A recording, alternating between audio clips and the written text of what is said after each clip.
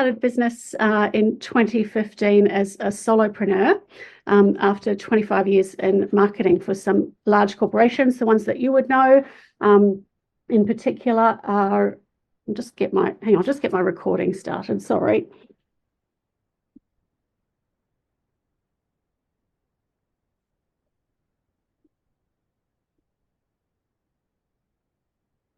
Yeah, that should work. So some of the ones that you would know are Motor Company and Virgin. And we are now a team. And when I was working in corporate, I was 25 years, and I kind of got sick of doing my day job after the day job. So left that and started this business in 2015 as a solopreneur. So just me and a laptop. We're now a team of 16 and across 4 countries. So why I love that is that we're predominantly women-based and we support women, as Colleen said. But most of the team are based in Australia. We also have a team in New Zealand, in the UK, and my VA is in the Philippines. So when I started, we were a generalist marketing company, but I soon realised the incredible power of brand trust and reputation as a multiplier to business success. And so we pivoted quite a number of years ago to businesses, or to focus on helping businesses grow in reputation in these activities, particularly around reputation marketing that Colleen mentioned, and also around brand trust. So today's presentation is designed to help you understand the role of brand, brand perception and brand trust, and helping set businesses apart from their competition. I will ask you a couple of times to just chuck some stuff in the chat if that's okay, and we can have a look at that, or Colleen can mention that if that's okay, and I can pick up on those cues as well. So first of all, I mean, trust is a little tricky, right? It's a little bit ethereal, and you can't touch it necessarily. So I'd like to provide you with some kind of sharpness around that and some concrete actions as well you can take to grow your business. And as a roadmap for today's presentation, we're going to be covering 5 key things. So first one is, what is brand trust? And second one is why perception and brand trust matter. So why are we here? The third one is some case studies, or a particular case study, and some trends on brand in the brand trust arena. So what's happening and what's changing in brand trust. Number 4 is how to measure brand trust, and you can't manage what you can't measure is the old mantra there. And number 5 is some concrete actions that you can take to accelerate your business growth. So I really want this to come from ethereal and can't touch to what you can actually take away from today and possibly put into action in your business today. That would be a great outcome. And you can tell me if I've succeeded or not at the end. So to start, let's see if my slides work here. What is trust exactly? So we want to define it really quickly. And what I've got here on the slides is just to draw a delineation potentially between brand trust, so what people believe about your brand, and brand reputation, so what people hear about your brand. So someone could be talking about my brand, or any one of our brands, Jay's brand or Megan's brand, and that's what they hear about the brand. So they've been, yeah, exactly, thanks Megan. So they have been, told something great about Megan's brand, and referred to Megan, and that's something they've heard about it. And then the brand trust is what they believe in terms of what they experience about your brand as well. So that's a quick delineation there. And we're going to talk about that a little bit in more detail later in the presentation. But I love this quote from David Acker at Berkeley. So brand trust is the feeling of security that the brand will meet your expectations. So it is a feeling, and we're going to see how we can kind of activate on those feelings today as well. So brand trust also means aligning your business's actions, experience, products and services to the values that you promote. So we're going to talk a little bit about values in one of the case studies later. But maybe check in the chat. Think about the brands that you trust, a particular brand that you really, really trust. It could be little or it could be big, and why, and just pop that in the chat if that's okay, and I'll try and monitor it as well.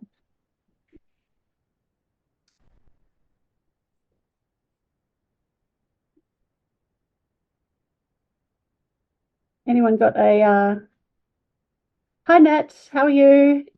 Anyone got a brand that they really trust? Mine's Virgin, because I've worked there before, as I said. Charitable inclined, great one, Colleen. That's going to come up a little bit later as well. So anyone with a corporate responsibility angle or something that they really believe in there. Bridget is Seth Godin. Yep, and we'll have to ask ourselves why, because that will come up. Think about Seth and think about businesses that are really charitably inclined as we go through this presentation, and that'll come up why. Community Services Inc. and B&C Hurdle Jump. That's an interesting one. Thanks, Megan. So if we've defined brand trust, then why does it matter? And it matters because it can improve every single aspect of your business. So here's some stats, and just to take you through some that I particularly love. There are lots of reasons that trust matters, but these are some that we've chosen for today. So the most trusted brands have 47% higher PE multiples, so it can really, really elevate your revenue. They are 7 times more likely to command a premium price. So if we don't want to keep competing on price, this is a true differentiator and how to do it, and 6 times the customer loyalty. So let's not be, chasing new business after new business after new business. We want to bring in customers and really have them stay with us. So 6 times the customer loyalty for trusted brands. And two other ones, 71% of customers will stop doing business with companies that they don't trust. So that's the other side of the coin. So that there's a reason for customer trust. And high trust workplaces are 70% greater, have greater levels of innovation.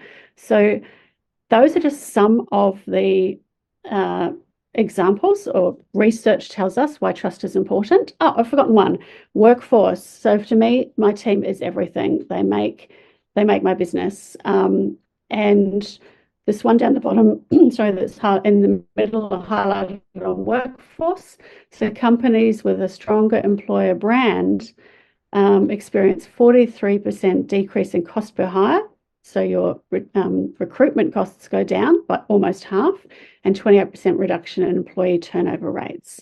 There's also a stat that I love. So trusted brands are 88% higher motivated, have 88% higher motivated staff than non-trusted brands. So that all of those stats are really, really, really impressive, and reasons why we need to know about this thing called trust. Ironically, though, we need to trust the trust metrics. So what if I did this and put some brands against all of those metrics and statistics? So how much more do you trust these metrics now when we apply a brand logo to them? And in fact, I'd go on to say, or to suggest that we would trust some of these metrics more because of the company logos that are next to them. So, for example, Edelman versus Social Sprout. And Social Sprout aside, there's very compelling evidence to demonstrate the perception of your brand, how much your brand is trusted and to align with expectations matters on every single metric. So whether we trust Social Sprout as much as we trust Edelman, it matters on every single business metric, from revenue to retention to innovation to how much it costs us to hire new staff. So at this point, I'd love to share a case study with you. It's of a US brand that I've chosen, and I'd love you to guess it. So can anyone guess which business might have launched in 2010? So 2010, revenue of 500 million within 7 years and a $3 billion valuation within 11 years. Can anyone guess what that brand might be? I mean, I don't know, there's a hell of a lot of brands in the US, but it's an interesting one that's gotten a lot of traction and a lot of noise. No guesses? It is actually Warby Parker Eyewear. So not an overnight success story, but it's certainly a success story in terms of the trust it was able to build through its branding and how it took eyewear glasses to market in what you would think would be a very commoditized and possibly a crowded market. They were able to set themselves apart with some very strategic, I say, investments and trust activities.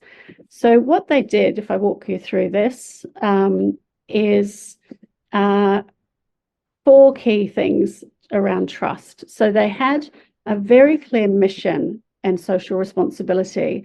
So their mission down here on the bottom left was to look sharp, pay less, and do good. So in just 6 words, they told you what they stood for. And not only was that an internal mission, but they've externalized that mission. So they both promoted it and they lived up to it. And that's really, really key, both sides of that. They've also been very active and very consistent with their social responsibility initiatives. And I think Colleen brought this up before. And that includes being certified B Corp. They initiated a Warby Parker Impact Foundation and also a buy a pair, give a pair initiative as well, in terms of distributing 13 million pairs of glasses for the 13 million that people had bought. So that corporate social responsibility, when ingrained in the DNA of a business, is a huge brand trust differentiator. And Warby Parker clicked onto that really, really early, and they were able to make that part of their launch and beyond. It's not just lip service, it's so much more than that into their DNA. The second thing they did was they leveraged trusted partners. And this is something I think we can all do. For example, in their case, they advertised in Vogue to leverage the trust of others. Now, not all of us as business owners can afford to advertise in Vogue, but I'm willing to bet that we all have trusted partners that we can leverage or leverage more in this space. So leveraging trusted partners is a key strategy as well. Third thing they did was they were absolutely customer obsessed. So by this, I mean that they provided a really safe customer journey. So they provided virtual try-on services and the ability to try on 5 pairs at home.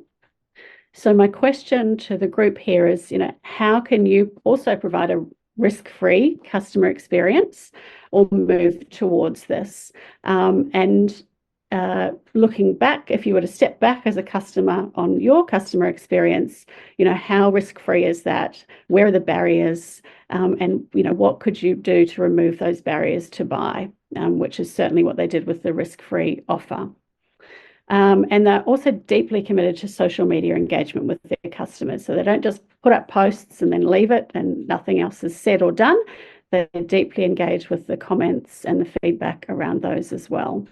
So again, a question for our businesses here, are we doing this ourselves? Are we living that value and deeply engaging, or just posting and forgetting and walking away? The fourth thing that Warby Parker Eyewear did is social proof. So this is one area I think that is particularly as women that we might shy away from. Not sure how you feel about beating your own trumpet about about how well you're doing in your achievements, but certainly for Warby Parker, and it's a key marketing tool that I spoke about yesterday on the Leadership Global board. Is business awards as a fast track way of elevating your brand. It's one of those things that people don't think about necessarily as a marketing tool. Doesn't come to mind. quickly. People will think about Facebook ads or something else first, but building social proof through winning business awards, even becoming a finalist, is a really, really key way of building trust. So Warby Parker did this with Fast Company, Forbes, Webby Awards, and more. So really prestigious awards that are not out of reach for some of us. We've certainly won Fast Company awards for our clients, and other prestigious US awards. They're not out of reach of companies like the ones that we run here today. So my question here for the group is, is awards a marketing tool anyone has used or would consider? And it's certainly one that can build trust quickly. We call it a marketing hack because it can be a really quick way of getting you promoted and getting some social proof out there as well. The impact of all of this is a $3 billion valuation in 11 years. And I don't know about you, but I would love that. That would be really, really nice. So that would be an outcome I would love to achieve for myself. So it's food for thought in terms of, this is a very, very fast growing company, but what can we learn from these initiatives, to sharpen our own brand trust and differentiate ourselves in the market, just from picking out the things that maybe this business has done and transferring those to ours as well. So you can share in the chat or just have a think about, what can we learn from these initiatives, but what brands do you also look up to, and what are they doing? It's always great to be inspired by from businesses outside your own industry. That's where you can become most creative, and apply those into your industry, for example, and the lessons that we can take away from that. So we're inspired by Warby Parker eyewear, but we're also inspired by a company here that sells pillows, and how they disrupted their market by building trust into their operations, for example. So it can be one or the other or anything else. No problems, Bridget. Thank you.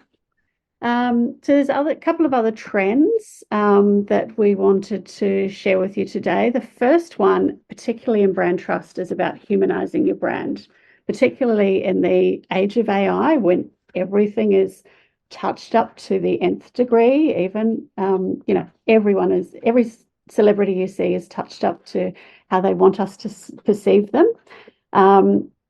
So this trend is being led by company leaders, opening up and being vulnerable, being more and more real. So you've got Mark Zuckerberg here, who used to come across as quite robotic, and almost, I would say, unapproachable. He's now posting, photos of himself eating McDonald's. And yes, there's some product placement in there still, but it's a lot less curated than it used to be in terms of how he, go back one, about how he used to present himself to the world. So being real, being vulnerable, and being able to display yourself in a way that is approachable. It's interesting that that leaders of businesses, and we'll talk about both sides of the business brand and your own personal brand, are doing this now and leading the way.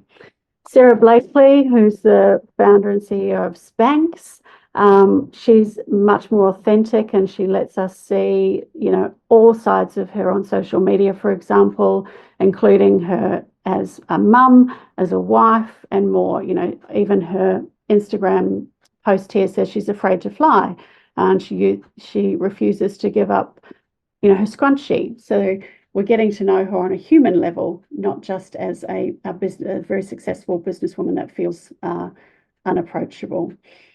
Colleen has added the nonprofit I ran received $5,000 grant from Sarah during COVID for her Red Backpack Brigade. That's amazing. Love it. Absolutely love it. And this is a layered thing, but this is certainly a trend that we are seeing and that we love, that is happening as well. Second trend is, focusing on intentional customer journey design. So this is where you back away from what is easy operationally or what is easy to get out the door, and helping move customers from what they've heard about you to believing in you. So from reputation to trust. And this is important because then that goes on to advocacy. So if people hear about your brand, and we saw Jeff's comment on the first slide at the top of the presentation, from, if they hear about you from any source, and your customer journey then is the sum of all of the touch points that they have with your brand. And that needs to intentionally build trust so that they come to believe that you will meet their expectations. So we don't have time to necessarily dive into this in much detail today, but there are 2 books I would recommend on this topic particularly. The first one is Contagious by Jonah Berger, and the second is anything that George Bryant has ever written or podcasted. We're a huge fan of George Bryant in terms of how he breaks down the customer journey, makes it tangible, and able to you can actually understand from the customer what it feels like. And he often talks about putting yourselves in his grandmother's shoes, in terms of would you send that to your grandmother? Would you give that experience to your grandmother? And I think that's incredibly grounding. So with kind of those trends and that case study in mind, we also then know what brand trust is and why it's important. How do you act on it? And how do you measure it? And so there are a lot of trust measures out there. And what we found, though, when we had a look into these is that, or when we interrogated them, that they were designed for really, really big companies. They were either then siloed into trust, reputation, and sentiment, and we wanted an overall one, or they were really abstract and not kind of action oriented. And we wanted to provide our clients with something that was much more action oriented and they could take away as soon as we stopped speaking with them or after a presentation. So we've designed a trust scorecard for growing businesses and businesses that aspire to grow faster. And it's designed on kind of 2 sides. The external marketing activities are on the right, so that's being trusted, and the internal marketing activities are on the left, so being trustworthy. You can see that it's kind of broken down on the right and left.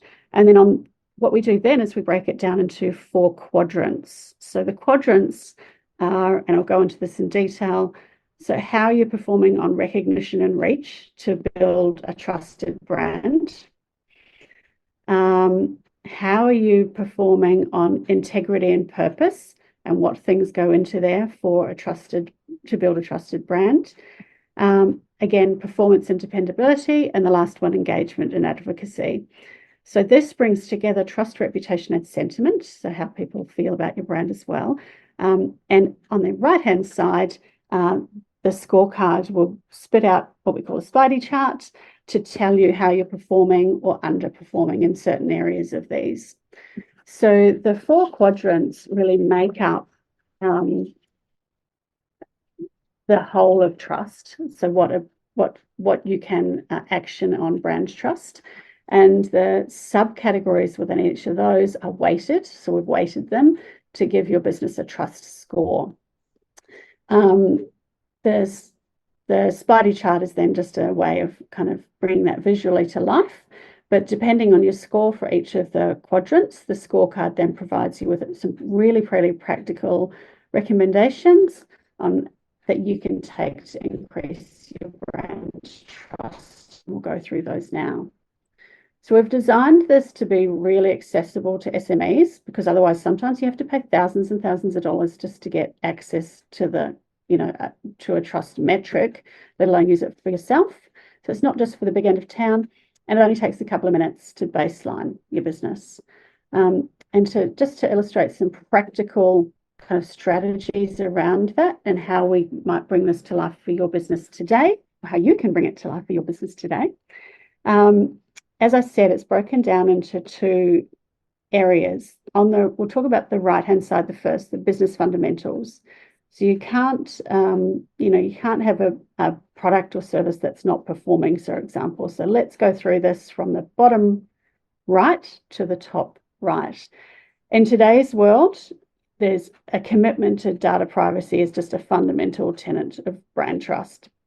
So we have that in the scorecard, because if you can't promise data privacy and data security to your business, to your clients, that is a trust issue straight up. The second one is you need a great product or service and systems to build around that. That's a fundamental. It's a ticket to the game. The right-hand side is what brings that to life. Then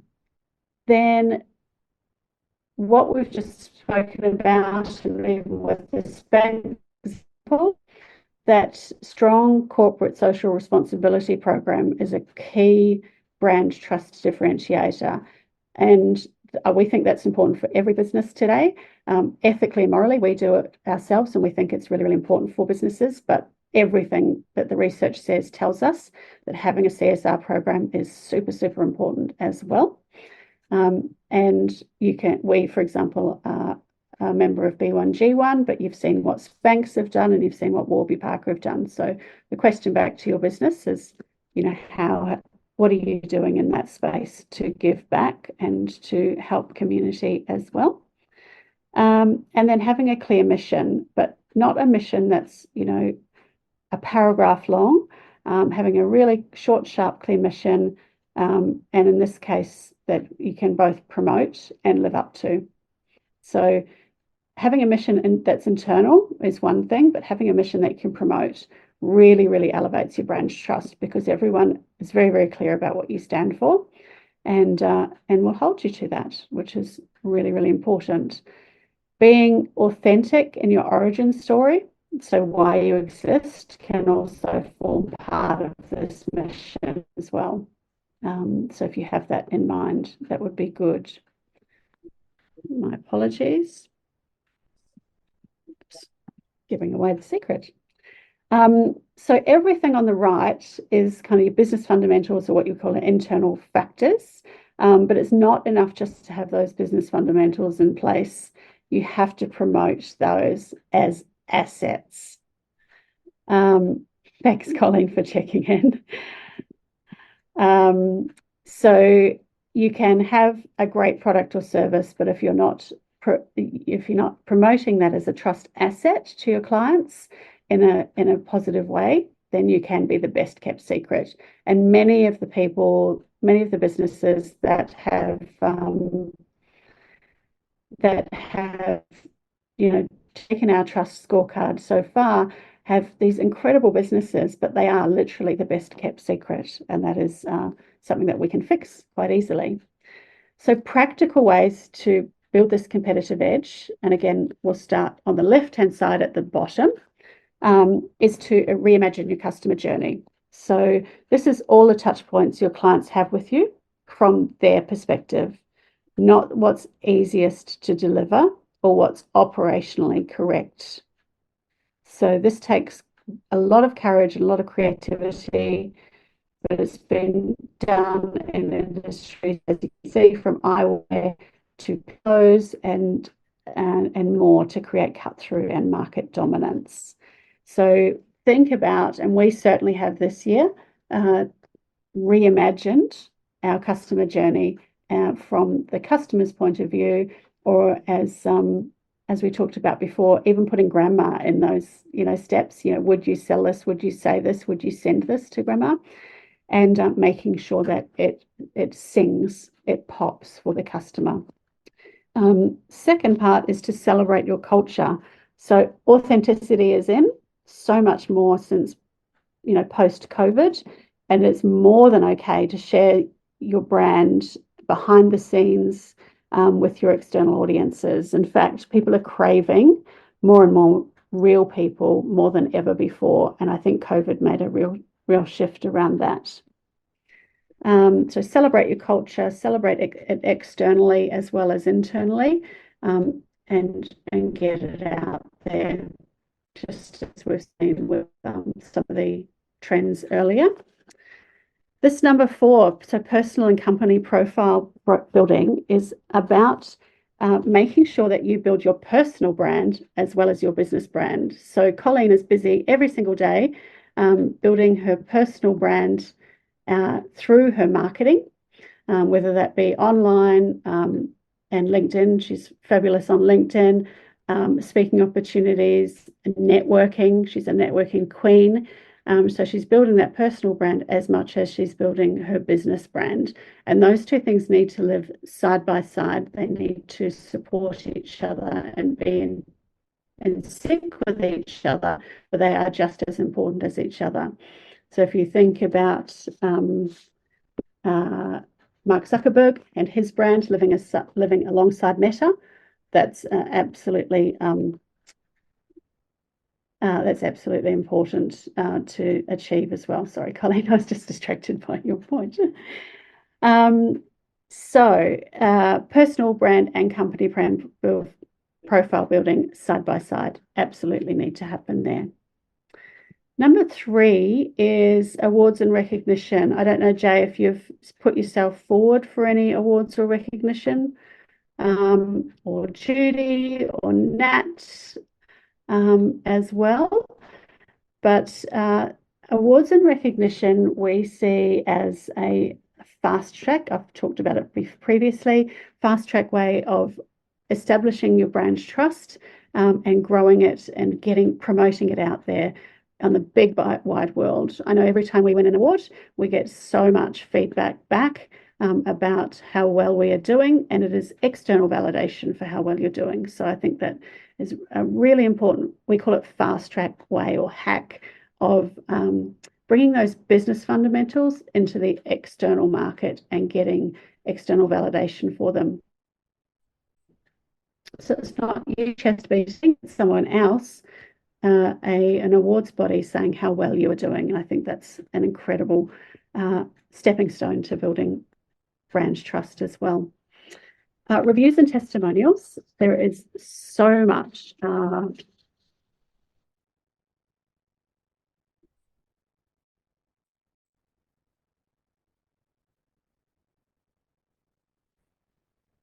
so many stats that we have to take seriously. Again, not sure what everyone is doing on the call, but it is super, super important to take online reviews seriously. It takes 40 positive reviews to suppress or undo the damage of a negative review, for example. So the more positive reviews you get on the channel that's relevant to your clients. So for us down in Australia, that is certainly about Google reviews, but it might be different for your business. It might be Trustpilot or another. Important to get those up and running and get lots and lots of them from your business. There's no point in those sitting in an email in your inbox when the rest of the world, your community, your customers, your partners can't see them. They need to be out and about and up online. So reviews and testimonials, if you're not doing that today, would be something to really, really focus on and get action oriented about. And the last one here, number 1, is just making sure that from a trust perspective, your social media and your online marketing make the most of your business fundamentals and carry that message through in a way that's really, really engaging for your audience. So by that, it doesn't mean selling. It means authentically putting yourself out there. It means thought leadership pieces. It means behind the scenes, and it means engaging with your customers, but it's not about selling these days. So you can don't push sales messages. Certainly think about what your pain points are for your customers and answer those. Don't push out sales messages. So in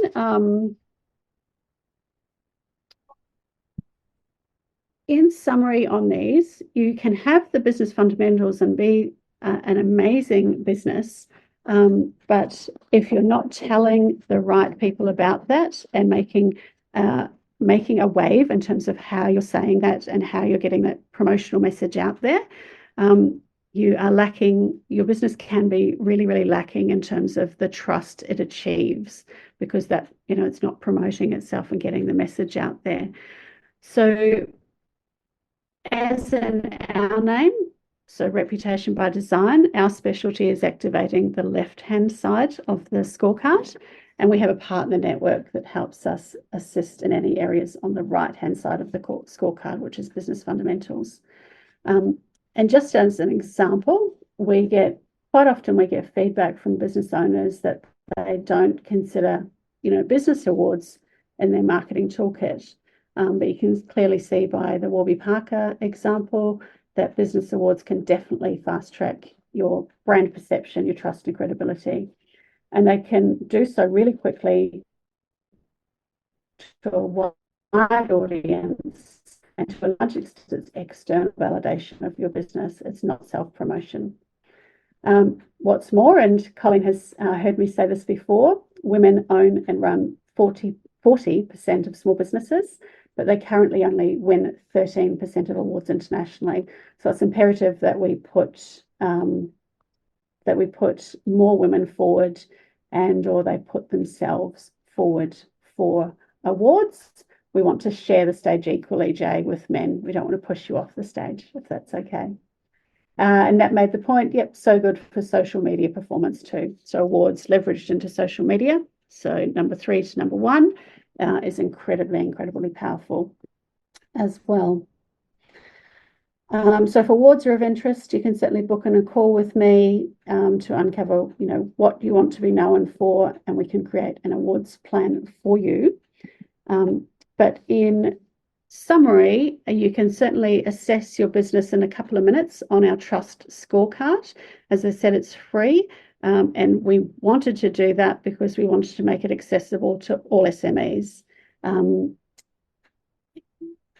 And have that kind of benchmark in a couple of minutes, but also get the activities, get the actions that align to your brand. So it's going to tell you, if your reach and recognition score is 2 out of 5, what are the activities that you can consider, and what would we recommend you consider to improve that 2 out of 5 score. If your engagement and advocacy is high, that's great, but maybe one of the others isn't, and what are the activities that we can actually put in front of you to recommend for your business. So it's a very personalized recommendation as well. So in there's a trust scorecard QR code that we can also make available in the show notes with Colleen.